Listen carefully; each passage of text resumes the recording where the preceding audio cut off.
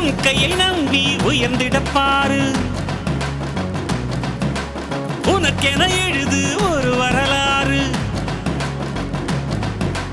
உனக்குள்ள சக்தி இருக்கு அதை புசிப்பிட வழிபாரு சுபவேளை நாளை மாலை சூடிடு அட எவனுக்கு என்ன குணம் எவனுக்கு என்ன பலம் கண்டதில்லை ஒருவருமே ஒரு விதைக்குள்ள அடைப்பட்ட ஆலமரம் கண்முடிக்கும் அதுவரை பொறுமனமே சிங்க நடை போட்டு சிகரத்தில் ஏறு சிகரத்தை அடைந்தால் வானத்தில் ஏறு